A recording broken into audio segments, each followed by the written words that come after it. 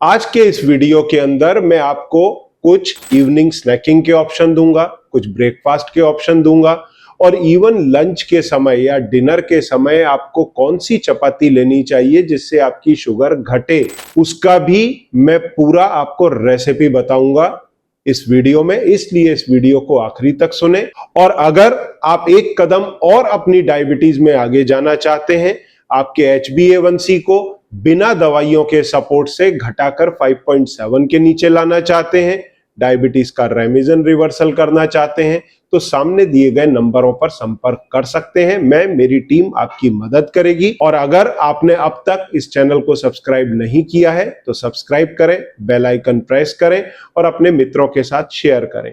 तो आइए वीडियो को शुरू करते हैं। तो सबसे पहला फूड आइटम है पीनट्स। पीनट्स के अंदर कार्ब काफी कम मात्रा में होते हैं, इसलिए ये आपकी ब्लड शुगर नहीं बढ़ाते। इसके अंदर प्रोटीन भी अच्छी मात्रा के अंदर मिलता है और इवनिंग स्नैकिंग के अंदर ये बेस्ट ऑप्शन है।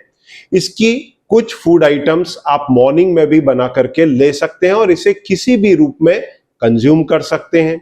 इसमें कई सारे विटामिन और मिनरल्स होते हैं, जैसे इसके अंदर बड़ी मात्रा में विटामिन B3 पाया जाता है, बायोटिन, विटामिन ई, मैग्नीशियम और फास्फोरस पाया जाता है। अगर हम दूसरे नट्स को देखें जैसे बादाम, कैशू, अखरोट, तो इनके अंदर कंपैरिजन अगर हम पीनट से करने जाएं तो उनके कंपैरिजन में इसमें सबसे अधिक प्रोटीन मिलता है, साथ में फाइबर रिच है, दूसरे नंबर पर आते हैं।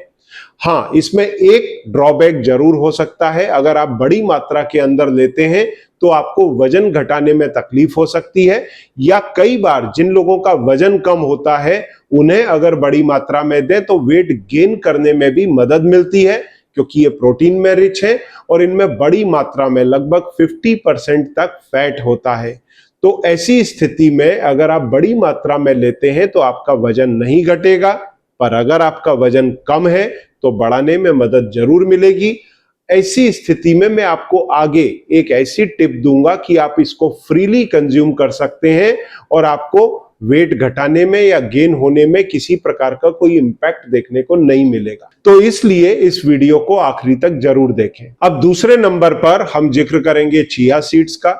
जिन लोगों को कॉन्स्टिपेशन की समस्या डायबिटीज में होती है उन्हें खास तौर से चिया सीड का सेवन करना चाहिए।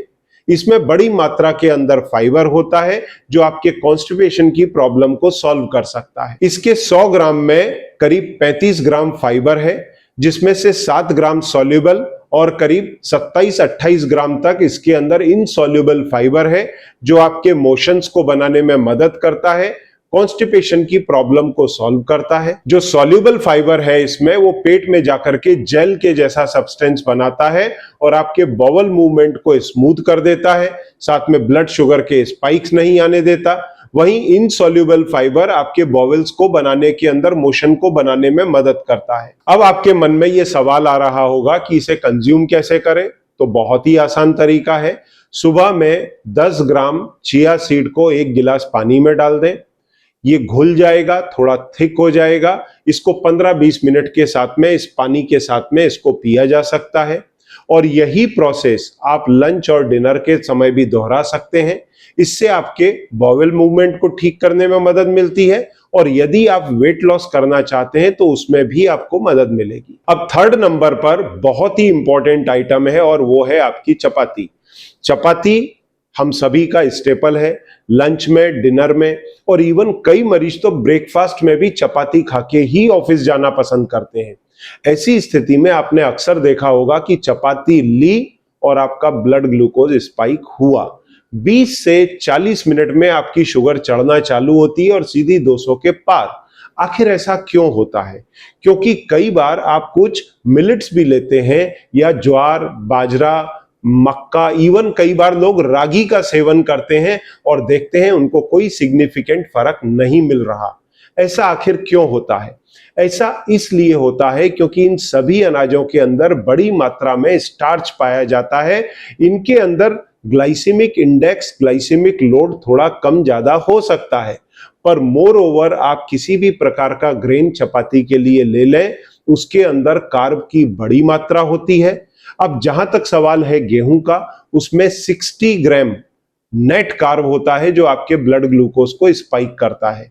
वहीं अगर आप इसकी जगह पर किसी दूसरे प्रकार का गेहूं जैसे खापली गेहूं लेते हैं तो उसमें मात्र 2 ग्राम कार्ब कम है, 59 ग्राम उसमें स्टार्च है।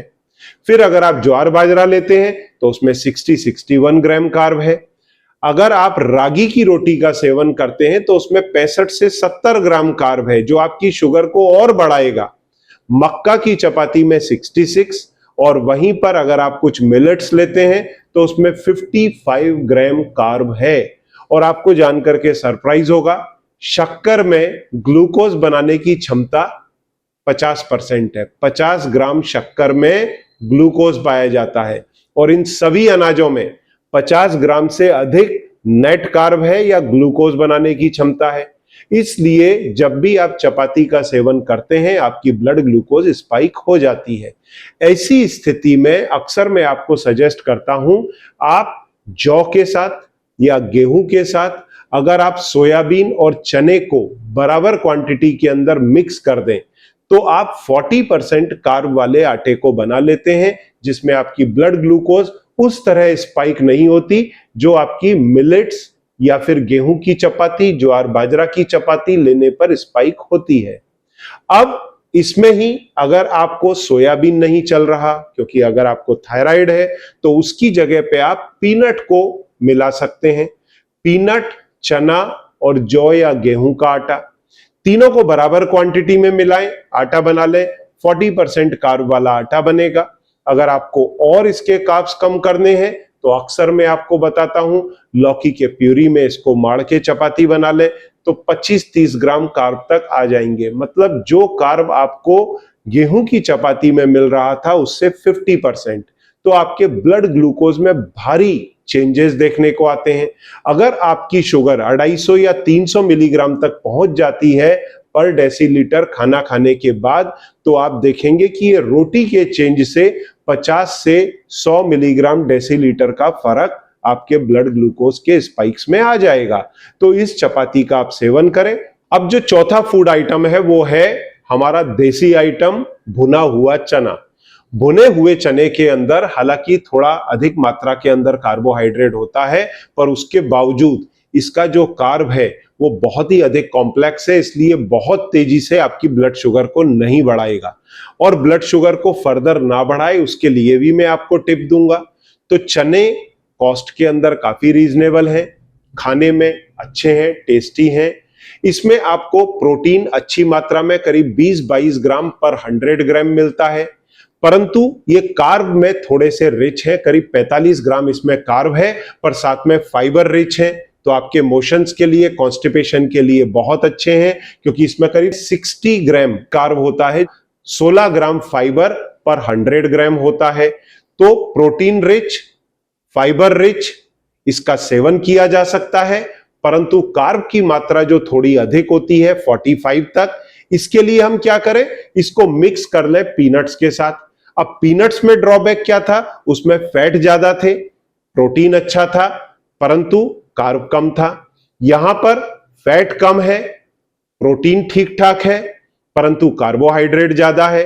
तो चने और पीनट को अगर मिक्स करके और इसके साथ में गाजर, मूली, काकड़ी, टमाटर की भेल अगर हम बना लें तो ये एक अच्छे इवनिंग स्नैक का काम करेगा या एनी टाइम स्नैक का काम करेगा, जो आपकी ब्लड शुगर को स्पाइक नहीं करेगा, आपके वजन पर इंपैक्ट नहीं डालेगा, आपके वजन को मेंटेन करेगा, लंबे समय तक एनर्जी देगा, प्रोटीन रिच है और आपके मोशंस के लिए बहुत अच्छा है। तो इसे अडॉप्ट करें। अब पांचवा जो फूड आइटम है वो है हमारा देसी घी। ये हमारे प्राचीन भारत की ताकत है और अब ये सुपर फूड के अंदर काउंट किया जाता है। ये आपकी ब्लड शुगर को जरा भी स्पाइक नहीं करेगा और आपकी गट हेल्थ के लिए बेस्ट है, क्योंकि इसके अंदर होता है ब्यूटेरिक एसिड जो आपके गट हेल्थ को इंप्रूव करता है। इसके अंदर आपके ब्लड ग्लूकोज को स्पाइक करने वाले कार्ब्स 0 हैं। ये 100% फैट है, इसलिए ब्लड शुगर को नहीं बढ़ाएगा। इवन अगर आप घी को अपनी चपाती के ऊपर लगा करके लेते हैं तो जो चपाती के अंदर कार्ब है उससे जो आपकी ब्लड शुगर बढ़ने वाली है उसे भी बढ़ने की स्पीड को कम कर देता है, स्पाइक्स को घटाता है। इसलिए अगर आप घी का इस्तेमाल करते हैं तो ये आपके हेल्थ के लिए अच्छा है, खासतौर से डायबिटीज के अंदर। और घी के अंदर खाली एक ही पॉइंट है कि आप इसे बड़ी मात्रा के अंदर कंज्यूम ना करें, नहीं तो आपको वेट लॉस करने के अंदर दिक्कत आएगी, आपके वेट गेन कर सकता है। परंतु इसमें हमें एक ही सावधानी लेनी होगी कि हमें इसको मॉडरेशन के अंदर इस्तेमाल करना है, क्योंकि ये हाई इन कैलोरी होता है और इसमें कुछ मात्रा में कोलेस्ट्रॉल भी होता है। तो अगर आपका कोलेस्ट्रॉल हाई है, मॉडरेशन में इस्तेमाल करें। पर अगर आपका वजन कम है, आप वजन बढ़ाना चाहते हैं और आपका कोलेस्ट्रॉल कंट्रोल में है, तो आप इसको अच्छी मात्रा में भी इस्तेमाल कर सकते हैं, पर अपने डाइटिशियन से, अपने डॉक्टर से सलाह करके फिर इसकी क्वांटिटी को डिसाइड करें, या आप सामने दिए गए नंबर पर संपर्क करके मेरी टीम की मदद ले सकते हैं।